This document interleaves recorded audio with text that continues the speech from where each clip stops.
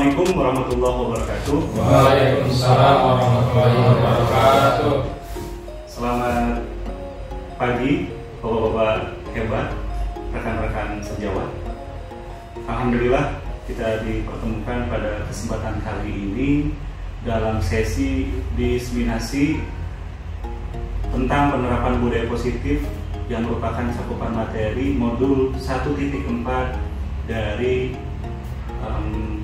program pendidikan guru penggerak angkatan 8. Pada kesempatan kali ini saya mengucapkan terima kasih sebesar-besarnya kepada para bapak-bapak semua sudah hadir di tempat ini untuk menghadiri program diseminasi ini yang merupakan salah satu tugas aksi nyata dari modul 1.4. Bapak-bapak semua, penerapan budaya positif adalah salah satu hal yang sangat penting dan sangat urgen yang harus kita lakukan di sekolah kita. Tujuannya agar terciptanya suatu ekosistem pendidikan yang mendukung pembelajaran berpihak pada murid. Bapak-bapak semua, penerapan budaya positif berakar dari tujuan pendidikan yang merupakan filosofi pendidikan dari Bapak Pendidikan Nasional kita, yaitu Bapak Ki Hajar Dewantara, bahwa tujuan pendidikan itu menuntun segala kekuatan kodrat yang ada pada anak-anak agar mereka sebagai manusia dan anggota masyarakat dapat mencapai keselamatan dan kebahagiaan yang setinggi-tingginya. Ini adalah pijakan fundamental dari pendidikan kita. Arahnya seperti apa? Adalah menuntun anak-anak kita, murid-murid kita, mereka berkembang berdasarkan kodrat mereka, kodrat zaman dan kodrat alam, agar mereka menjadi manusia yang merdeka, manusia yang bermanfaat, dan mencapai kebahagiaan di saat mereka menjadi manusia seutuhnya di masyarakat. Budaya positif merupakan perwujudan dari nilai-nilai atau keyakinan universal yang diterapkan di sekolah. Budaya positif diawali dengan perubahan paradigma tentang teori kontrol. Artinya, budaya positif yang kita terapkan ini tidak lepas dari teori kontrol yang bapak-bapak semua sudah tahu, bahwa teori kontrol ini sangat kita butuhkan dalam menangani, dalam menuntun murid-murid kita. Kita sebagai guru merasa berkewajiban mengontrol perilaku murid-murid kita agar memiliki perilaku sesuai yang guru harapkan. Perwujudannya, guru sering memberikan hukuman kepada murid yang melakukan kesalahan dan memberikan imbalan terhadap perbuatan baik yang dilakukan oleh murid-murid kita. Artinya konsep punish and reward kita perlu terapkan kepada murid-murid kita.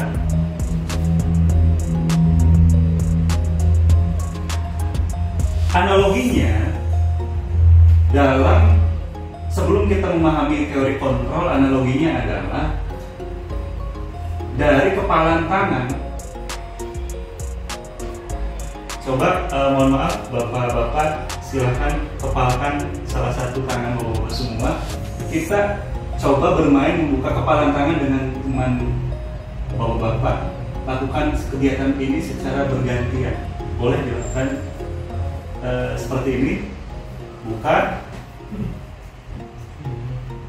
Ada yang berpasang-pasangan, ada yang mengepalkan, kemudian teman yang satunya lagi yang memaksa untuk membuka. Pak Iram sendiriannya. Teman dia. Nah, oke. Kira-kira pertanyaannya, kepalan tangan yang Pak Reja kepalkan kemudian dibuka oleh Pak Cecep, kira-kira bisa dibuka nggak? Bisa secara paksa.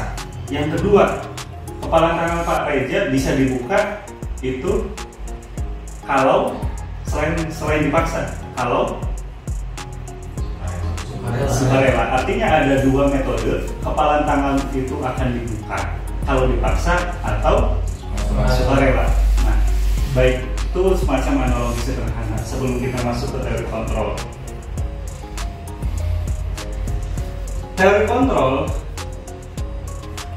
ini masuk ke dalam choice theory yang ditelurkan oleh Dr. William Glasser mengenai miskonsepsi tentang makna kontrol, bahwa ilusi guru mengontrol murid. Yang pertama ya, ilusi guru mengontrol murid itu bahwa guru sedang mengontrol perilaku murid. Hal demikian terjadi karena murid sedang mengizinkan dirinya dikontrol. Artinya betul bahwa kalau muridnya sudah mengizinkan dirinya dikontrol, maka murid akan sukarela membuka dirinya. Yang kedua, ilusi bahwa semua penguatan positif efektif dan bermanfaat. Ini adalah usaha untuk mengontrol dan mempengaruhi murid agar mengulangi suatu perilaku tertentu. Dalam jangka waktu tertentu, murid menyadarinya dan mencoba untuk menolak bujukan kita atau tergantung pada pendapat sang guru untuk berusaha. Kemudian, teori yang ketiga, bagian dari teori kontrol ini dari Dr. Glasser, bahwa ilusi bahwa kritik dan membuat orang merasa bersalah dapat menguatkan karakter. Artinya apa? Menggunakan kritik dan rasa bersalah untuk mengontrol murid menuju pada identitas tegar. Dan yang terakhir, ilusi bahwa orang dewasa memiliki hak untuk memaksa. Orang dewasa percaya bahwa mereka memiliki tanggung jawab untuk membuat murid-murid berbuat hal-hal tertentu. Pada saat itu pula, orang dewasa akan menyadari bahwa perilaku memaksa tidak akan efektif untuk jangka waktu panjang dan sebuah hubungan permusuhan akan terbentuk. Itu teori kontrol yang pertama. Teori kontrol yang kedua, bagaimana seseorang bisa berubah dari paradigma stimulus respon kepada pendekatan teori kontrol ini? Stephen Covey dari bukunya yaitu berjudul Principle Central Leadership di tahun 91 terbitnya mengatakan bahwa bila kita ingin membuat kemajuan perlahan-lahan sedikit-sedikit, ubahlah sikap atau perilaku Anda. Namun bila kita ingin memperbaiki cara-cara utama kita, maka kita perlu mengubah kerangka acuan kita. Ubahlah bagaimana Anda melihat dunia, bagaimana Anda berpikir tentang manusia. Ubahlah paradigma Anda, skema pemahaman dan penjelasan aspek-aspek tertentu tentang realitas. Artinya apa? Artinya perubahan yang kita inginkan, perubahan yang kita lihat itu berdasarkan mindset kita. Begitu juga terhadap murid kita. Murid kita ingin berubah ke arah apapun, maka berubahlah mindset mereka. Tapi didahului dengan perubahan pada mindset kita terhadap murid kita.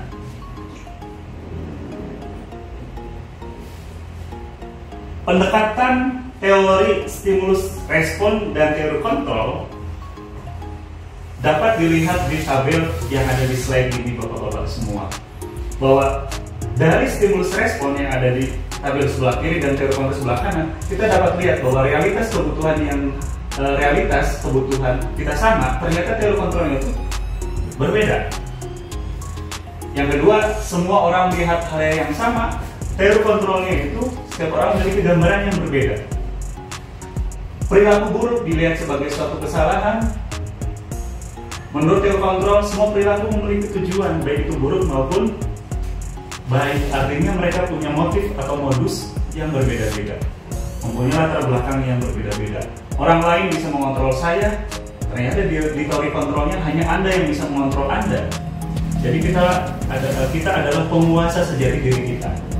Kemudian pemaksaan ada pada saat bujukan gagal. Artinya setelah dibujuk secara halus gagal, maka ujung-ujungnya ada pemaksaan. Itu menurut stimulus respon. Ternyata di teori kontrolnya, kolaborasi dan konsensus menciptakan pilihan-pilihan baru. Artinya apa? Ada usaha mengkolaborasikan, ada usaha menggabungkan sumber daya yang ada, sehingga setelah ada usaha mengkolaborasikan, kemudian ada konsensus bersama, di situ menciptakan pilihan-pilihan baru tanpa ada pemaksaan. Kita merubah orang agar berpandangan sama dengan kita. Menurut teori kontrol, kita berusaha memahami pandangan orang lain tentang dunia. Dan yang terakhir, model berpikir menang atau kalah. Ternyata di teori kontrol itu model berpikirnya menang atau menang. Baik. Selanjutnya, setelah kita tadi melihat tentang teori kontrol pertama, kedua, dan pendekatan hubungan antara teori kontrol dengan stimulus respon, kita lihat posisi kontrolnya seperti apa. Aku pilih yang mana nih? Jika ada test case nih, studi kasus yang A, kamu tidak mengerjakan PR, kamu keluar saja. Ini posisi pertama, guru melakukan pendekatan yang pertama ya. Jadi kalau ada muridnya tidak mengerjakan PR, guru itu langsung mengambil tindakan, kamu keluar saja. Yang kedua, orang tua kamu sudah lelah bekerja untuk membayar uang sekolahmu, masa kamu tidak mau mengerjakan PR? Artinya ada dua kasus yang sama, yang satu tidak mengerjakan PR langsung dikeluarkan, yang kedua guru ada pendekatan humanis dulu, yaitu orang tua kamu sudah lelah bekerja untuk membayar uang sekolah kamu, masa kamu tidak mau mengerjakan PR? Nah, artinya ada suatu usaha untuk menyadarkan murid. Yang ketiga, yang cek, kamu kan mau jadi orang pintar, ayo dong rajin belajar dan kerjaan PR-mu. Artinya dia diingatkan potensi dia, cita-cita dia. Yang keempat, ini udah hari Senin loh, mana PR-nya? Nah, itu dilakukan pendekatan pemberian stimulus deadline ya, atau sudden death. Dan yang kelima, supaya kamu bisa mengerjakan PR dan tepat waktu mengumpulkannya, apa yang harus kita lakukan? Nah, yang kelima ini guru mengajak muridnya untuk berpikir bersama-sama mencarikan solusi, menyadarkan dia kenapa telat mengerjakan PR dan dicari solusinya secara bersama-sama. 5 pendekatan ini sebenarnya sama kasusnya, murid tidak mengerjakan PR secara tepat waktu, tapi pendekatan gurunya berbeda-beda. Pertanyaannya, kita mau pilih yang mana nih? Mau pendekatan A, B, C, D, atau E? Seperti itu. Dan saya yakin kita ngambil tindakan atau pendekatan yang masing-masing ini, efeknya nanti akan berbeda juga. Yang diterima oleh murid itu akan berbeda. Ini adalah choice ya, kita pilih yang mana. Baik, dalam penerapannya ada 5 posisi kontrol menurut Diane Gossen. Guru itu yang pertama dalam menerapkan posisi kontrol terhadap murid, dia sebagai penghukum. Dalam memposisikan sebagai penghukum, guru ini biasanya ada suaranya tinggi. Bahasa tubuhnya itu mata melotot, jari menunjuk-nunjuk, menghardik. Artinya ada posisi atas bawah. Hasilnya apa? Hasilnya marah, mendendam, atau bersifat agresif. Dari siapa? Dari muridnya pasti.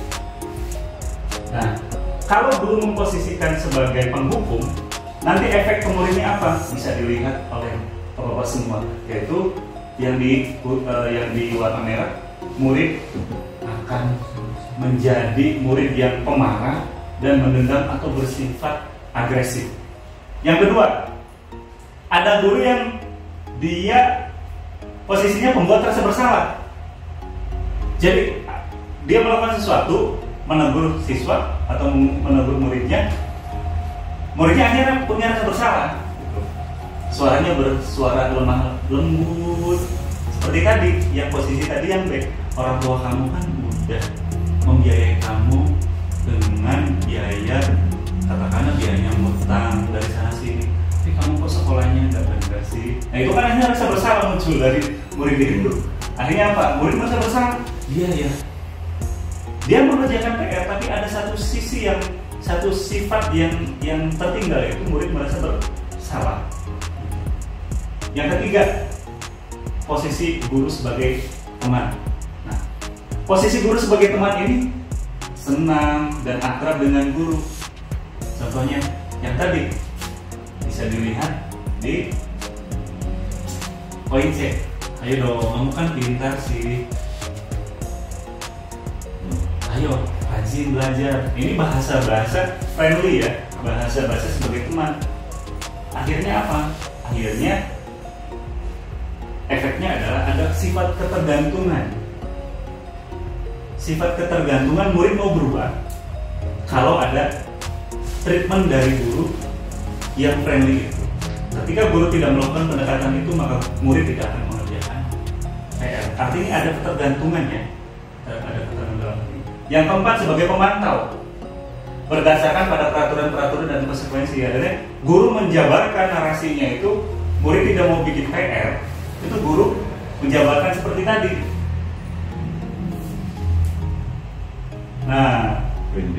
Poin D, ini udah hari Senin loh. Mana PR-nya? Lembut, tapi menjabarkan narasi yang tadi. Narasi ada peraturan yang disampaikan dan konsekuensinya. Akhirnya apa? Murid merasa tidak nyaman. Dia mengerjakan PR tapi tidak nyaman dalam hatinya. Dan yang terakhir, guru sebagai manajer. Guru sebagai manajer ini, guru berbuat sesuatu bersama dengan murid, artinya bersama-sama cari permasalahannya apa, menjadi akar masalahnya apa, murid kenapa tidak bisa mengerjakan PR tepat waktu, masalahnya apa sih, kemudian bersama-sama komunikasi, nyari solusi. Hasilnya apa? Murid mengerjakan PR dan hasilnya dikerjakan secara mandiri dan bertanggung jawab. Inilah 5 posisi kontrol dari guru. Dia memposisikan diri sebagai apa? Mulai dari penghukum sampai dan manajer. Itu pilihannya, kita mau pilih yang mana. Tapi yang paling penting adalah kita melakukan sesuatu berbekas di muridnya adalah berbekas yang positif. Ya, kita berharap murid yang kita beri treatment ini, mereka menjadi murid yang mandiri bertanggung jawab. Artinya apa? Kita sebagai posisi sebagai manajer. Nah, selanjutnya kaitan dengan budaya positif, ada unsur disiplin. Kita kalau mendengar istilah disiplin, kira-kira nih, menurut Bapak semua, apa yang terbayang di benak Bapak semua atau yang terlintas di pikiran Bapak semua mengenai disiplin nih? Kira-kira apa? Harus taat aturan. Harus taat aturan. Rambut pendek. Rambut pendek. Taat aturan pendek. Tegas. Tegas. Terus? Ayo gak? Kaku. Pemaksaan. Ya, segudang image ya dari kata disiplin ini. Pak Reja. Tanggung jawab bos. Ayo gak?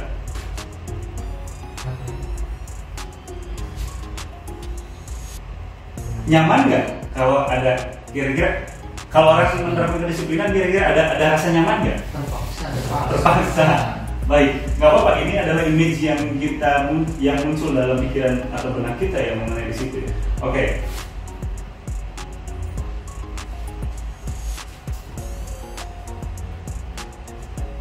Konsep disiplin menurut Ki Hajar Dewantara bisa dilihat di slide ini. Dalam budaya kita, makna kata disiplin dimaknai menjadi sesuatu yang dilakukan seseorang pada orang lain untuk mendapatkan kepatuhan. Artinya ada sifat dan situasi kepatuhan, sifat patuh dan situasi kepatuhan terhadap sesuatu. Nah, kita cenderung menghubungkan kata disiplin dengan ketidaknyamanan, betul, keterpaksaan, kemudian pemaksaan gitu. Nah, menurut Ki HD atau Ki Hajar Dewantara, disiplin yang dimaksud adalah disiplin diri yang memiliki motivasi internal. Motivasi internal adalah motivasi yang muncul dari diri sendiri atau intrinsik. Jadi motivasi intrinsik internal itu adalah motivasi yang muncul dari dalam diri. Nah, maka kita memerlukan pihak lain untuk mendisiplinkan kita atau motivasi eksternal. Motivasi eksternal itu motivasi yang berasal dari orang lain, eksternal atau ekstrinsik. Karena berasal dari luar, bukan dari dalam diri kita sendiri. Artinya motif orang untuk berdisiplin itu ada yang dari dalam diri sendiri atau motivasi internal, atau ada juga yang karena motivasi eksternal atau dari luar. Misalkan nih, saya melakukan disiplin karena apa? Karena melihat teman saya tepat waktu datang, misalkan ya. Saya datangnya suka telat. Teman saya kalau datang tepat waktu nggak pernah dihukum. Itu dia melakukan disiplinan karena melihat orang lain. Tapi ada juga yang dari dalam diri gitu, karena saya sadar nih, disiplin itu menjadi tanggung jawab saya. Tidak ada paksaan dari orang lain. Nah, ada disiplin, ada hukuman. Ada teori motivasi, hukuman, dan penghargaan restitusi hukuman. Nah, saya ulangi, mohon maaf. Teori motivasi, hukuman, dan penghargaan serta restitusi itu kaitannya sangat erat dengan penerapan budaya positif di sekolah. Hukuman bersifat tidak terencana atau tiba-tiba. Jadi ada perbedaan nih antara motivasi, hukuman, pengharian, dan persekusi. Hukuman itu sekali lagi bersifat tidak terencana atau tiba-tiba. Anak atau murid tidak tahu apa yang akan terjadi dan tidak dilibatkan. Hukuman bersifat satu arah, tidak dua arah, dari pihak guru yang memberikan dan murid hanya menerima suatu hukuman tanpa melalui suatu kesepakatan. Kan nggak ada ya istilahnya. Kamu dihukum, misalkan dihukumnya itu ada yang disuruh baris berdiri karena di depan 10 menit. Murid juga sebenarnya kalau ditanya dia suka nggak suka ya pasti nggak suka. Tapi yang namanya hukuman satu arah. Kamu harus suka, kamu harus patuh kan gitu. Tidak ada kesepakatan atau kemarahan dari pihak guru, nggak usah diarahkan. Kamu harus push up 10 kali. Kan nggak pernah ya murid disuruh push up 10 kali diterjemahkan SOP-nya atau cara-caranya kan enggak. Baik sebelum atau sesudah. Hukuman yang diberikan bisa berupa fisik maupun psikis. Murid atau anak disakiti oleh suatu perbuatan atau kata-kata. Artinya dalam suatu hukuman, pertama poin pentingnya adalah bersifat tidak terencana atau tiba-tiba. Yang kedua, kemudian satu arah, kemudian menyakiti murid itu baik secara kata-kata maupun perbuatan. Konsekuensi itu sudah terencana atau sudah disepakati, sudah dibahas dan disetujui oleh murid dan guru. Pada konsekuensi, murid tetap dibuat tidak nyaman untuk jangka waktu pendek. Perbedaannya dengan hukuman, ini ada komunikasi. Kalau konsekuensi ada komunikasi atau dua arah, walaupun memang tetap tidak nyaman murid itu.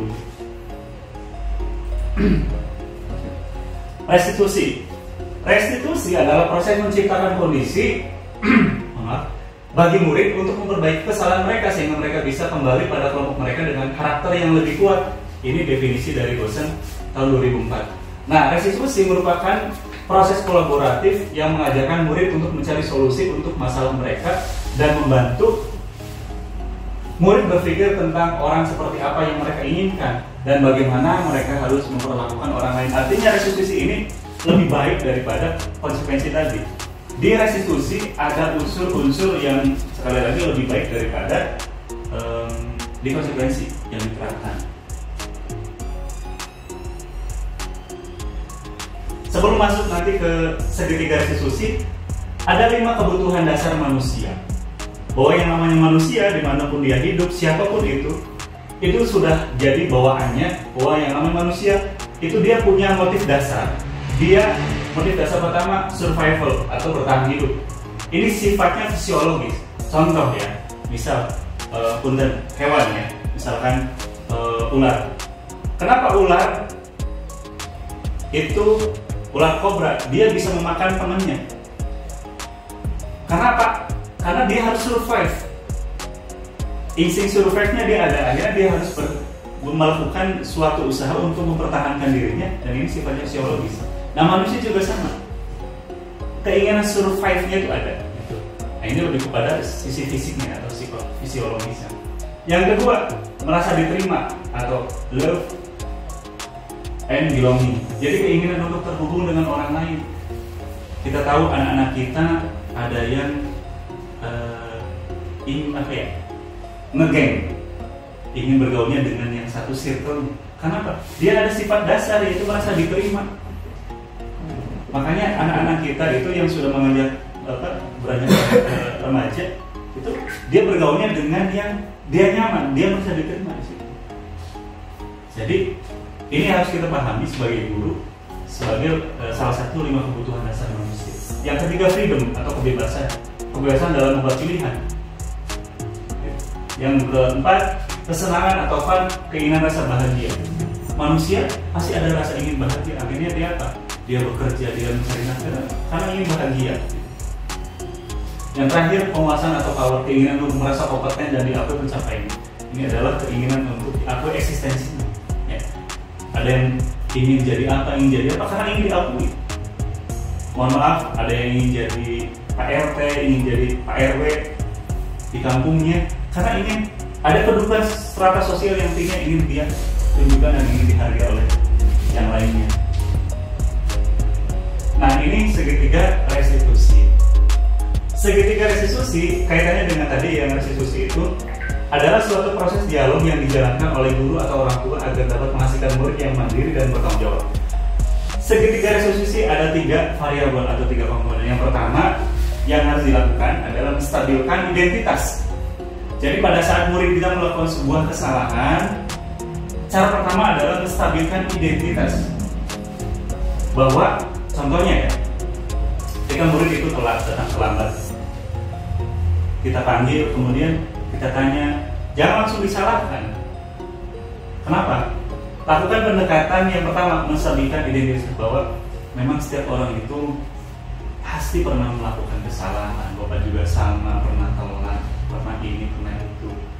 Kamu itu bukan orang satu-satunya di dunia ini yang pernah telat. Semuanya orang sama. Artinya dia punya kesalahan, dia melakukan kesalahan, tapi jangan langsung dijorokin gitu. Ya. Stabilkan dulu identitas kesalahan dia.